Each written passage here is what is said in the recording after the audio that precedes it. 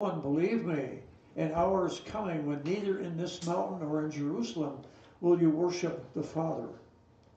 You worship what you do not know. We worship what we know, for salvation is from the Jews.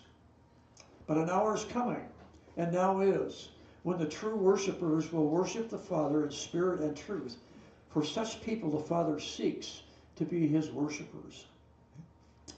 And he finally says this, God is spirit, and those who worship him must worship in spirit and truth. There's a lot of richness in what Jesus is saying here. We find here that Jesus is not deterred by the woman's changing the subject. And he continues with this confrontation in verse 22 when he says, you worship what you do not know, and we worship what we know, for salvation is from the Jews. So why would Jesus make this accusation? Well, last week I briefly mentioned that the Samaritans' religion was a mixture of what? Judaism and idolatry. Right? We went over that history a little bit, and we'll go back and do that again here right now as a refresher. To better understand, we have to go back to the 10th century BC, long time ago. 10th century BC was a time when Solomon's son, Rehoboam, was king over the Israelites. And his bad decisions led to a split between the northern kingdom and the southern kingdom of Judah, and both kingdoms had their own king. The northern kingdom had especially wicked rulers, one after another. Just kept coming. And both kingdoms received many warnings from God. They received warnings over and over through his prophets because of their continued sins, their idolatry. They ignored the warnings. So much like we do today in the world. The world ignores God's warnings. They ignore these warnings even though God warned them that other nations would come and conquer them. Serious business. So the northern kingdom was invaded and defeated by the Assyrians, who carried them off to slavery in 721 BC. And some of the Israelites remained, but the Assyrians brought foreigners into the land who brought their idols with them. We have a vacant spot. They were carried off. Now there's a lot of vacant land here, and foreigners come in bringing their idols, and they're settling here. And they begin to intermarry with the remaining Jews. So what happened? We have a half Jewish, half Gentile people now who became known as the Samaritans. There's a reference to this in 2 Kings I'd like to read to you. 2 Kings chapter 17 and verse 24. The king of Assyria brought men from Babylon and from Cutha and from Ava and from Hamath and from Sepharvaim, and settled them in the cities of Samaria in place of the sons of Israel. So they possessed Samaria and lived in the cities. And then in 2 Kings 17:29 it goes on. It says, but every nation still made gods of its own and put them in the houses of the high places which the people of Samaria had made, every nation in their cities in which they lived. So we have this idolatry going on.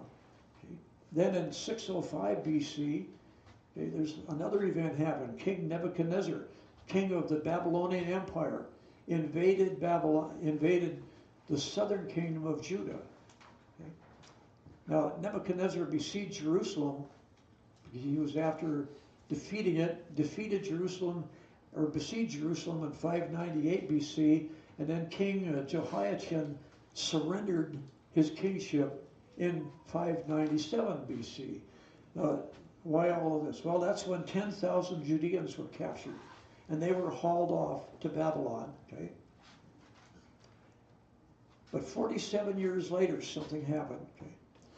Babylon had been conquered then by Cyrus, who's the king of Persia.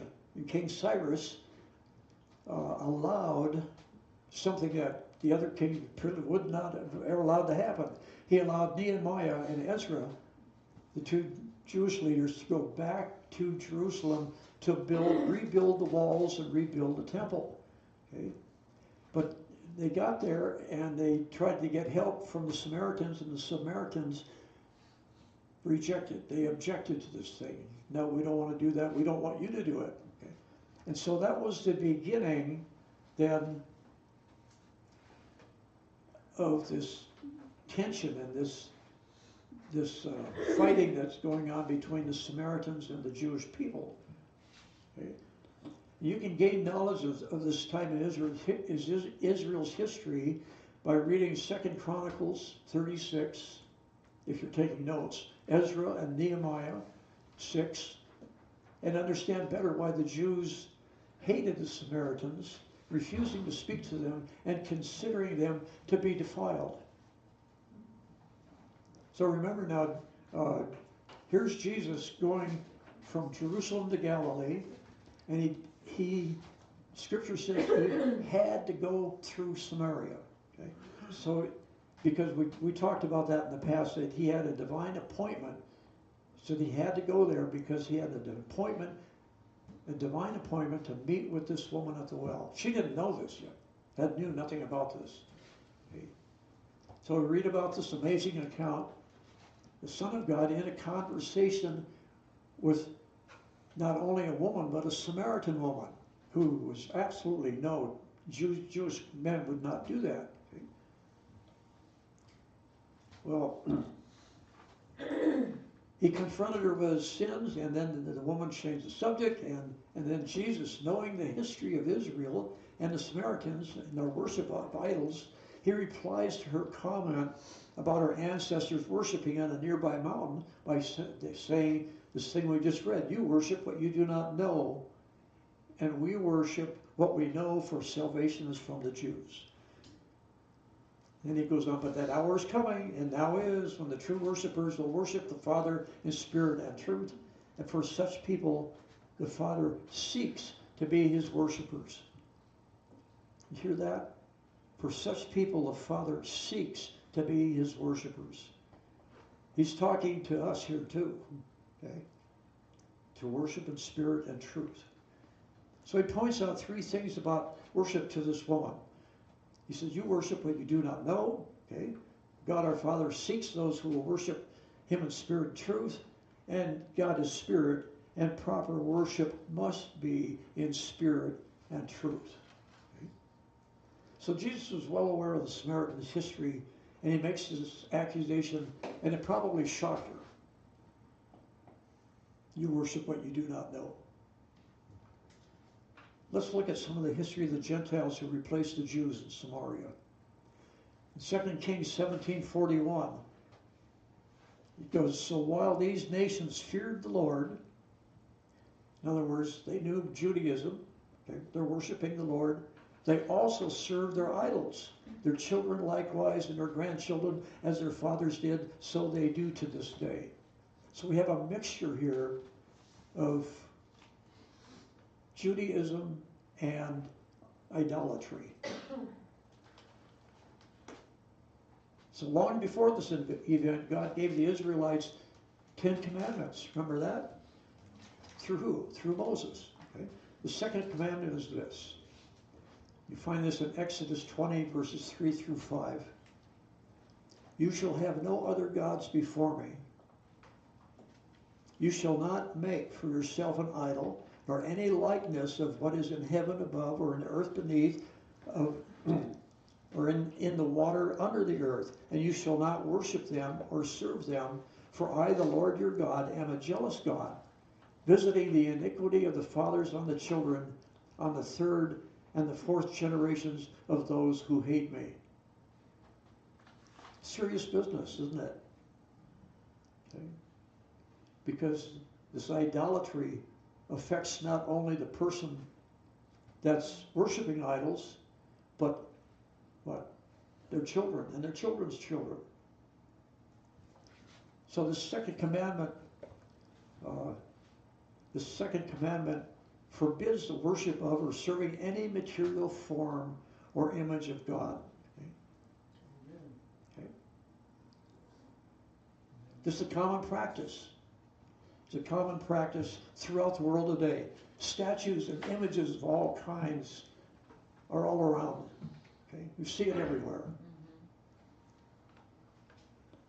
You see it everywhere.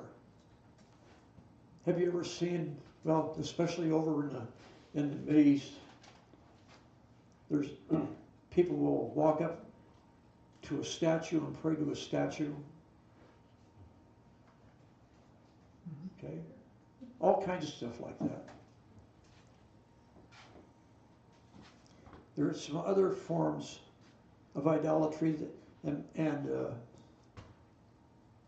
it has to do with other than material things. I want to read you Paul's comment about idolatry in Colossians chapter 3 and verse 5.